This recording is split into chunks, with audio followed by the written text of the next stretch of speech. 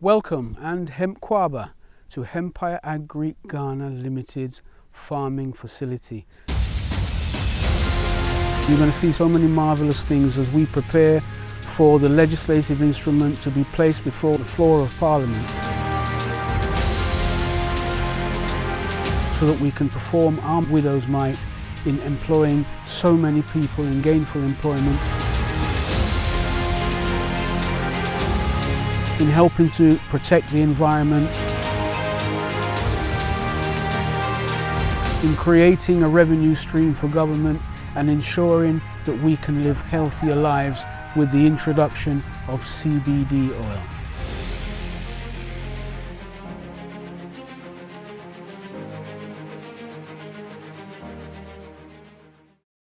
My name's Nana Kwaku Ajiman. I'm the CEO of Hempire Agric Ghana Ltd.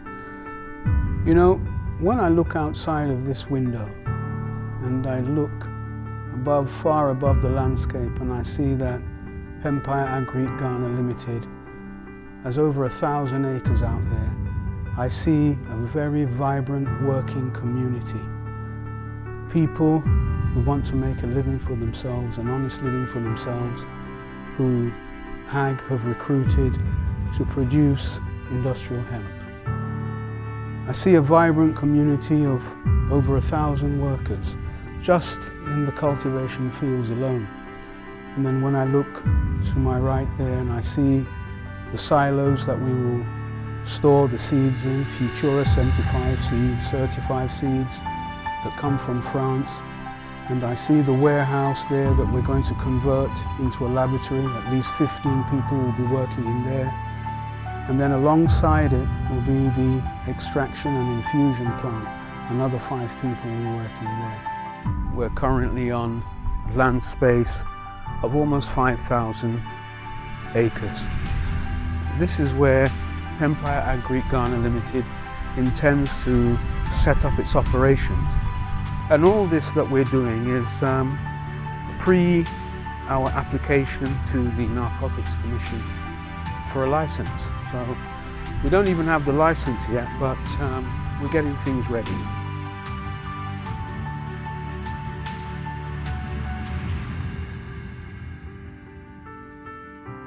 My name is Rebecca Ankuma, a Project Development Manager of Hempire Agric Ghana. At the moment, we are at Japan in the Volta region of Ghana. Behind me is 4 silos. The silos would be used to store our industrial hemp seeds. To my left is one of our warehouses, and this particular warehouse would be refurbished into a laboratory, a fully furnished laboratory valued at $800,000. This laboratory is going to serve as the main laboratory for all enclave farmers in Ghana, to be precise. The other part of the warehouse will be used for our cosmetics. We would have the extraction and infusion plants in the same place. The extraction plant is used to extract CBD oil from the flowers, and it will be infused with shea butter, our local shea butter that we use. This cosmetic department will also employ about 50 people from Japan.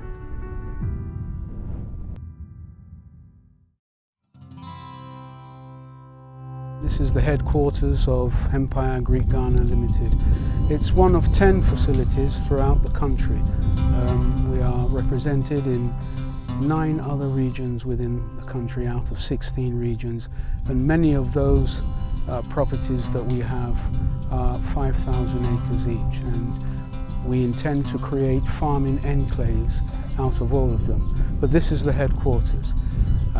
So when I talk about having 1,000 people employed just across the way there, remember that I'm talking about replicating that as a minimum across 9 other regions in the country. One of the projects that is key is the hemp crete factory, because we do have a housing deficit of 2.1 million, and we intend to build 10,000 houses per annum for the next 5 years once we get the hempcrete factory off the ground. The beauty of hempcrete is that it absorbs carbon dioxide and pushes back out oxygen. So it's very good for the environment, it's very clean for the environment. There are no carbon footsteps whatsoever. It may seem that there are quite a few projects, but it's the significant nature of the projects that really count. And so from the hempcrete factory we go over to the wood and briquet factory. And this is also something that's good for the environment, because why should we be cutting down our trees? All we need to do is grow industrial hemp. It can make paper, it can make wood, it can make briquet. There's no reason at all for us to enter into deforestation at all. There's no reason at all, because we have a suitable replacement, a stronger replacement, and a more environmentally stronger and better replacement. And so I think that what we propose here is huge benefits for Ghana, because indeed it is the beginning of what shall be known as an industrial revolution.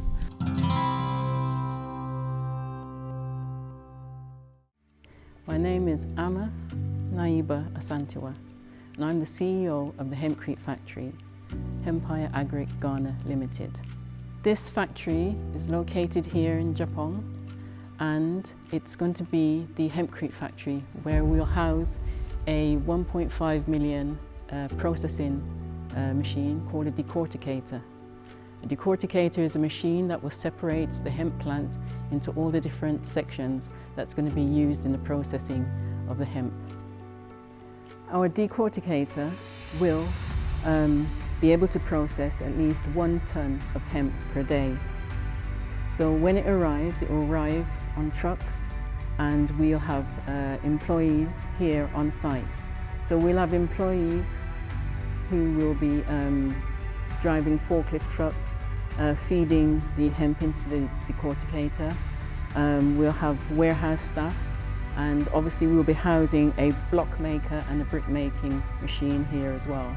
So altogether with admin staff we should have about 15 workers here. So after the decorticator breaks down the stalk, the last part that's left, because there's no waste with the hemp plant itself, every part of the plant is used, but the final part is the stalk, which is the woody part of the actual hemp itself. That is chopped up and broken down into small pieces. With those shibs, as we call them, we then add lime and we add water to it, and that produces hempcrete. It just so happens that the hemp plant itself, when it grows, it absorbs all the carbon dioxide from the air. So it actually traps it and does not release it back into the atmosphere.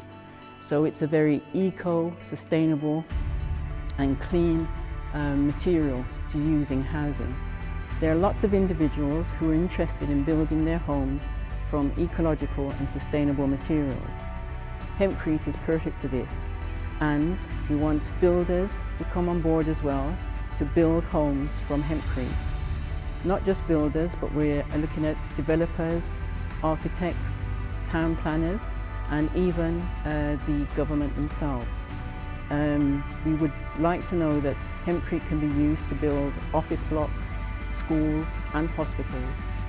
So with the processing of the industrial hemp, we'll be creating not only jobs for ourselves, but also for all the farmers who are farming, and all the workers that they employ to help them get the product from the farm to the factory. Obviously, if we're creating wealth for ourselves, then we will be spending more money in the local communities, and that will create wealth for the community in general.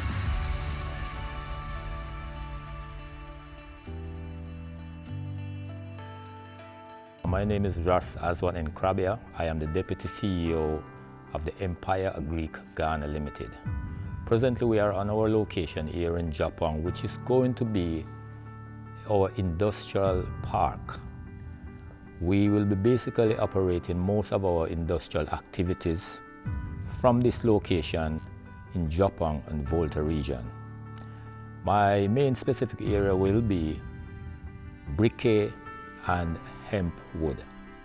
The word briquet may not be something that you're familiar with, but I can give you a basic idea. If you recognize that when people are doing barbecue, they use some small shaped items like coal.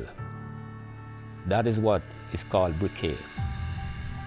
It has went through a process of densification.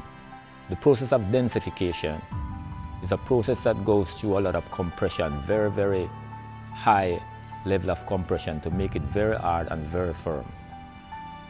These resembles what you may know as coal that you buy from the different stores and shops and corner stores and so on here in Ghana.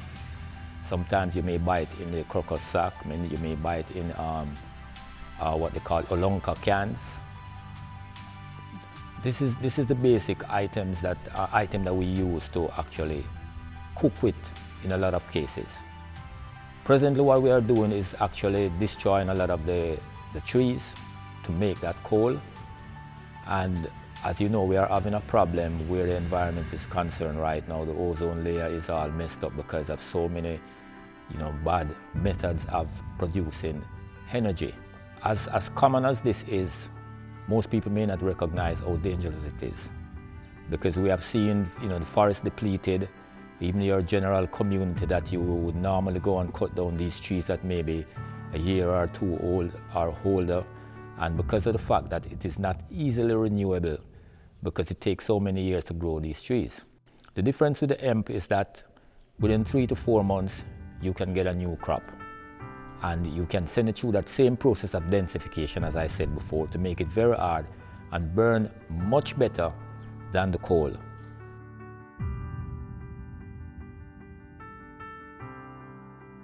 We are aware of the many challenges that general society have in terms of providing energy for preparing food and so on and so forth.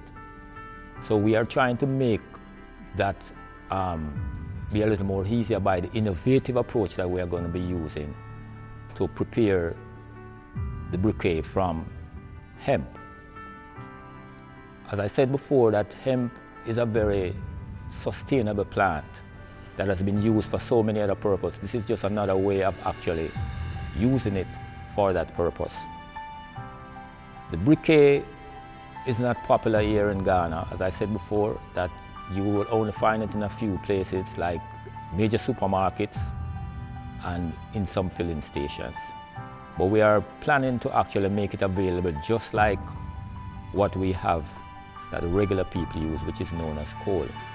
Because of its popularity and the great need, we are expecting to be able to employ over 500,000 individuals from these communities, which is coming mainly from a lot of the unemployed communities that we see here on a daily basis. So we're talking about something that the masses will use. So we've been looking beyond that 500,000 eventually, but we should be able to, employ that much people in actually producing and marketing it.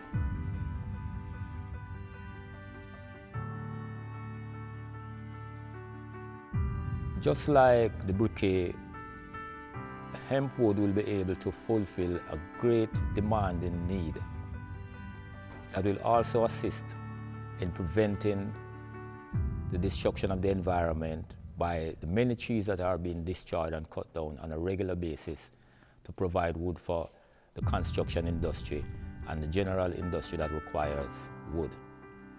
We are moving in that direction to be able to provide the alternative to cutting down the trees. And as I said before, is that hemp is a crop that comes every 3 to 4 months, so it's renewable.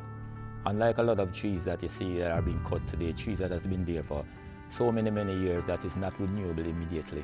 It will take generations before you actually get them. The wood can be used for basically everything, making boats, it can be used for making homes, it can be used for construction, it can be used for furniture, it can be used for basically everything that we normally use wood for.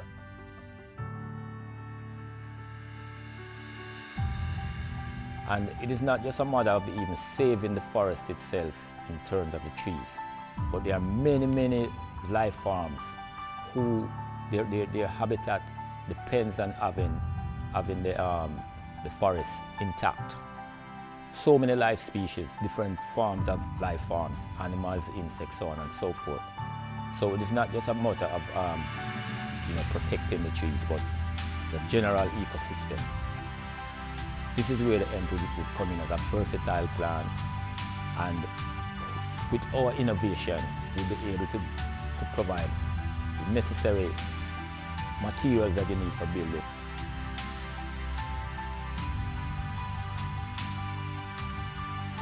Behind me, what we have here is our greenhouses, and they're an acre each inside. There's 3 of them, so that's 3 acres worth of greenhouse. So these greenhouses are basically going to be our nurseries.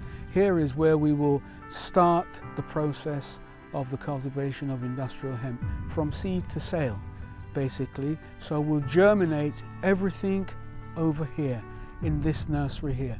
That's what we're going to do, and that's what we encourage for all the farmers. They may not have this type of infrastructure. We were lucky to get our hands on it, but we will show them other innovative ways in which they can have a nursery that is as big as this, and we will provide them, help to provide the covering and everything they need so that they can germinate the seeds and get ready for transplanting in the main part of their farm.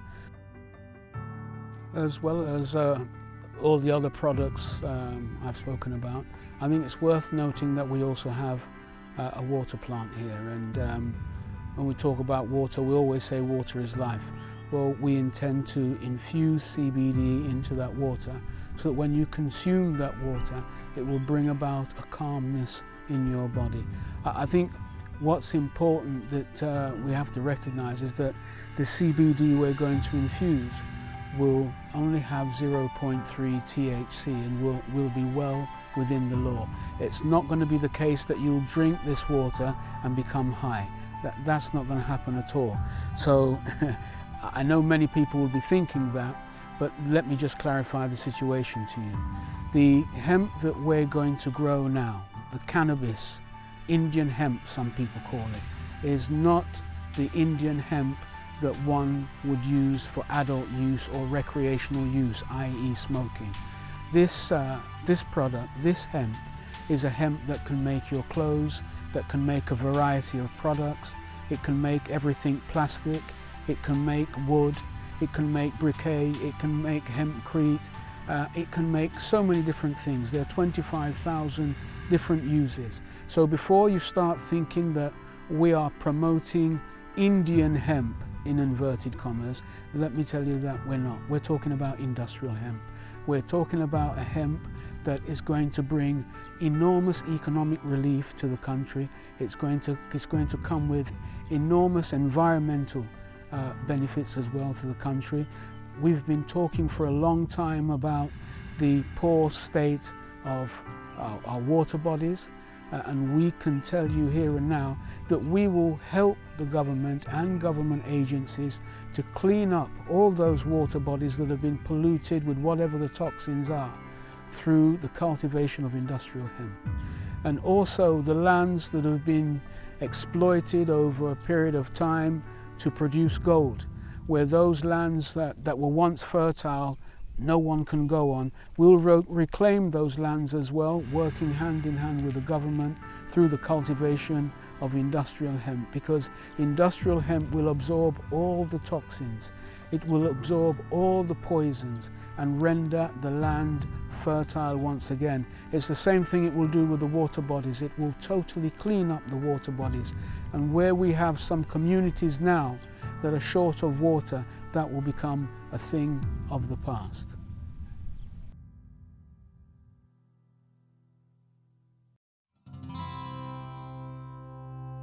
Now just down the road from here we have the Volta Star textile factory.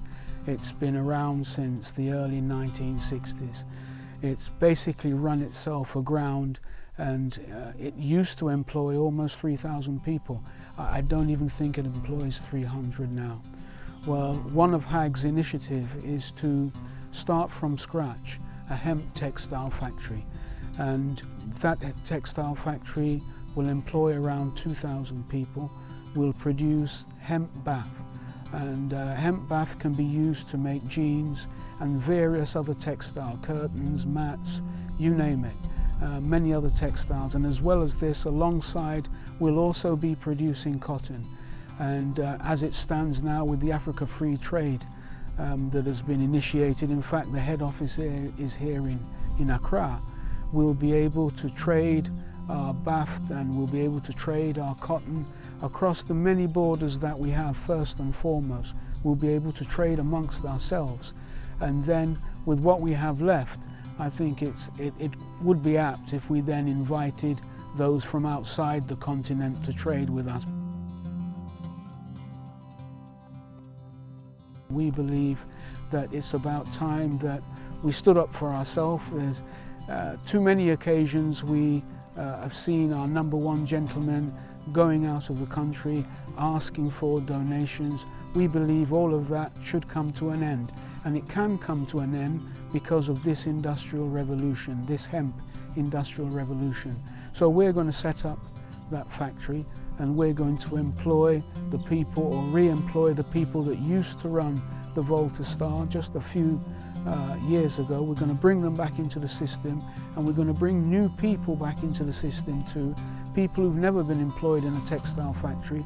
Once again, we're going to build the capacity of these people, we're going to train them adequately, and then we're going to put them on the shop floor, and they'll be working for Ghana, because what we generate, we recognize that we will have to pay taxes on that. We are glad to pay taxes. We're happy to create another valuable income stream for government, so that government will be able to stretch forth its hand in delivering more projects that deal with the social economics and the social framework of this our society, because there are many things we need. Many people are homeless, many people don't have food to eat, etc., etc. And by creating this stream, it will give government the power it needs to cover so many of these ills that are in our society.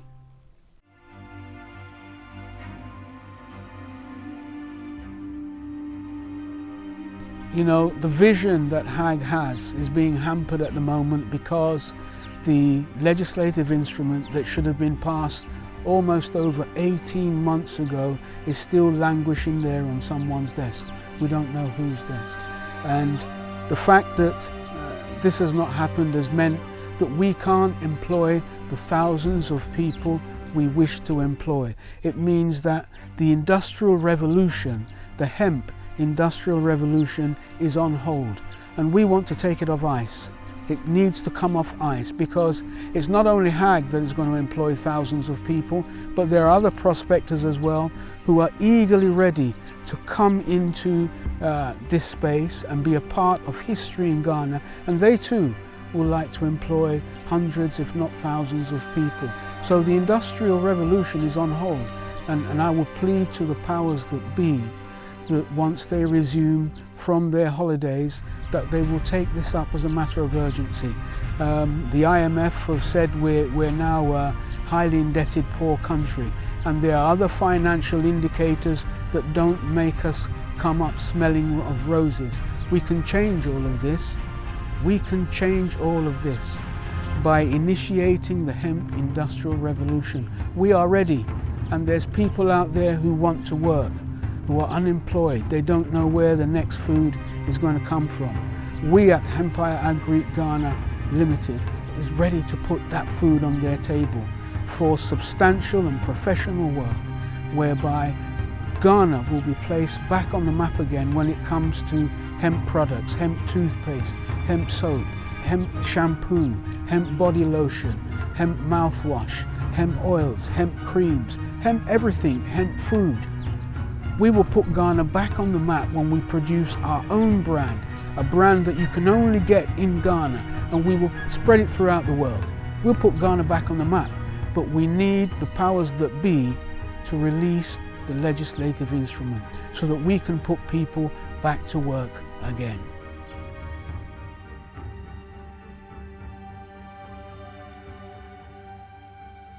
I see a vibrant working community.